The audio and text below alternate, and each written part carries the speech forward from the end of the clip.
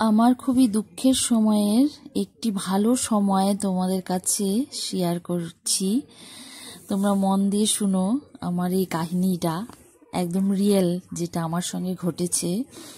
সেটা হলো এই যে দেখছো তান্নু সঙ্গে আমার দেখা হলো যখন আমার সিএ ওয়ার্ড হয়েছিল। আমি মুম্বাইতে গেছিলাম, টাটা হসপিটালে ট্রিটমেন্ট করাচ্ছিলাম। তখন তান্নু এসেছিল, যেই রুমে আমি আমাদের যে রেলের রেস্ট হাউস হয় সেখানে আমি ছিলাম। এবার সেই রেস্ট হাউসের সামনের রুমটাতেই তান্নু ছিল। তান্নু থাকে অস্ট্রেলিয়ায়। তান্নু ওর মার সঙ্গে এসেছিল। সারা দিন ও আমাদের সঙ্গে আমাদের রুমেই থাকতো। আমাদের রুমে খেলা করতো। হ্যাঁ, আর আমার হাজবেন্ডকে আকেল বলতো। হ্যাঁ, আমাকে আন্টি আন্টি বলে সারাদিন, মানে ও আসার পরে একটা বাচ্চার আলো, একটা আশার আলো, একটা বাচ্চার আলো আমরা পেয়ে গেছিলাম, আমি আর আমার হাজবেন্ড। খুব ভালো লাগতো জানো।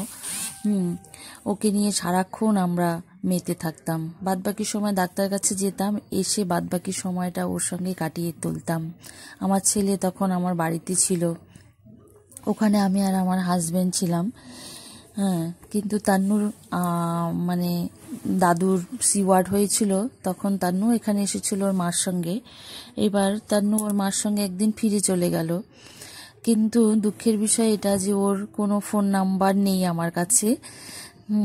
মানে ফোন নাম্বারটা নেওয়া হয়নি। ওর মাকে বলেছিলাম 2-3 বার, হ্যাঁ কত বড় হয়ে যাবে, তান্নুর বিয়ে হবে, তান্নু পড়াশোনা করে তান্নু চাকরি টাকরি করবে। তান্নুকে আমরা তো কোনোদিনই ভুলবো না। খুব খারাপ লাগছে এই ভেবে যে তান্নুর সঙ্গে হয়তো আমার আর কোনোদিনও দেখা হবে না। তবে আমি এটাই বলবো, তান্নু যেখানেই থাকো খুব ভালো থাকো, খুব বড় হও তান্নু তুমি।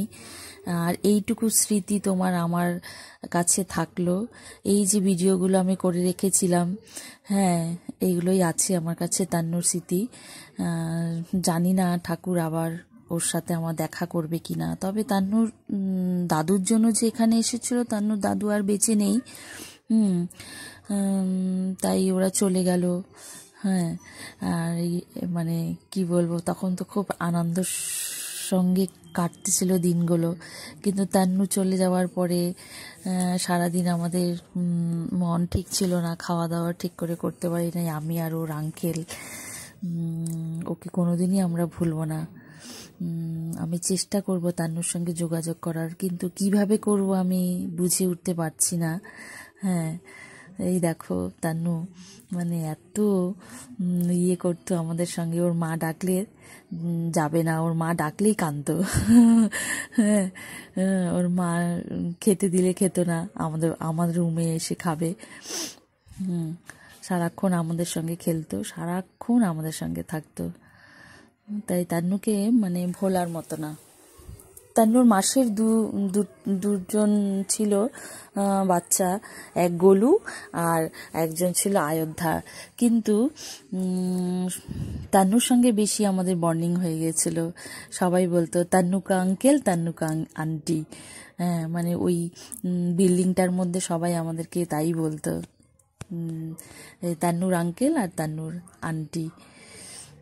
ও সারাক্ষণ আমাদের সঙ্গে খেলতো। দেখো ওর ঘুম পেয়েছে, ওই যে চাদর উঠিয়ে দিয়ে ও নিচে এটা গায়ে দিয়ে ঘুমাচ্ছে। দেখো এত ইয়ে করতো, এসে ফুল দিয়ে। হ্যাঁ, নতুন কথা বলা শিখছিল তান্নু তখন। আই লাভ ইউ বলতো, আই লাভ ইউ। ও যেখানেই থাকুক যেন ভালো থাকে, সুস্থ থাকে। হ্যাঁ, এটাই আমার কামনা। তোমরা দেখো, যদি তান্নুর কোনো খোঁজ পাও বা ওকে যদি কোনো ভিডিও তো দেখো, তাহলে আমাকে প্লিজ একটু ওর নাম্বার বা যা পাও শেয়ার করো।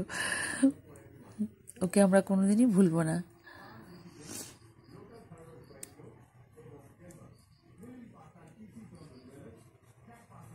দেখেছো?